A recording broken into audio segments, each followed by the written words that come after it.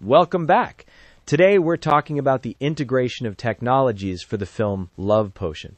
First off, tell us about the hardware. I heard there was a bit of a debate between using an iPad or an iPhone. Yeah, it was a whole process. We actually started off with an iPad, but it just fell off. It was too big to get those really close, creepy shots we needed for a thriller, so we switched to an iPhone 16. Honestly, the cinematic mode saved us. It let us get that professional blur in the background without needing a massive camera. My groupmate used their phone for the main scenes, and I used mine to get all the behind the scenes stuff, which was the iPhone 16. I wanted to make sure every single shot was captured so I could show my real work on my blog. That makes sense, especially for those tight shots. Now, let's talk about the Digital Hub. You've been posting a ton on your Blogger. How did that site and all the other apps you used actually help you build a movie? Yes, my blogger was basically my life for this project. Everything went on there. To make the film actually look like a real movie, I used Canva and PixArt to design the titles and homepage. I wanted people to see the vibe before they even saw a single frame. And even though it wasn't me doing the final edit, I was still doing my best in CapCut and iMovie. I take raw footage of my own mini edits just to see if the timing felt right.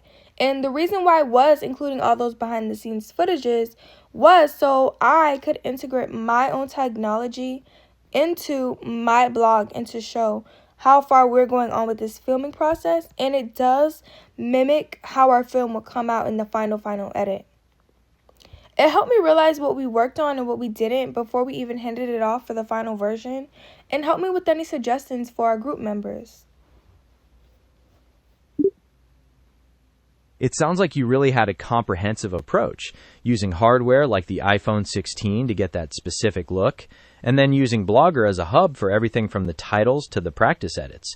That's a great way to show a thorough understanding of the process. Last thing, online tools.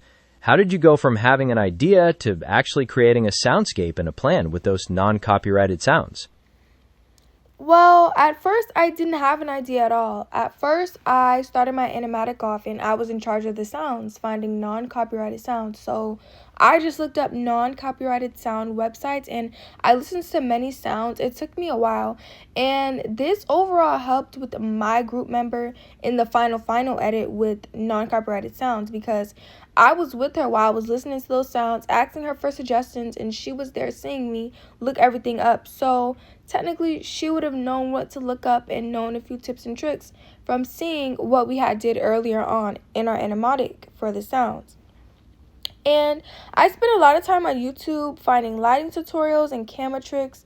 Since Love Potion is a romantic thriller mix, the sound had to be perfect. I went online and hunted for a lot of non-copyrighted sounds, as I said before, eerie sounds, and even at first I had a really weird sound to make it seem like the potion was putting it in the beaker. Like, how do I explain it? It's like the sound of the potion going into the beaker, but it sounded really weird at first. And overall, in the end, at the final cut that my group member did, which she did an amazing job, she was able to make it go so well, which probably I couldn't do. Who knows?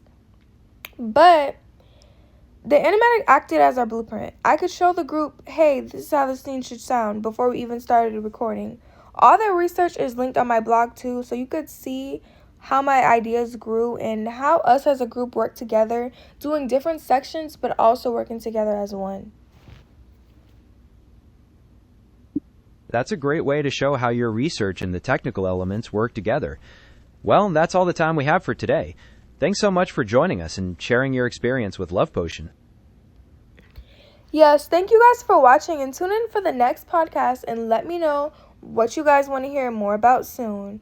We're signing out now. Thanks for tuning in.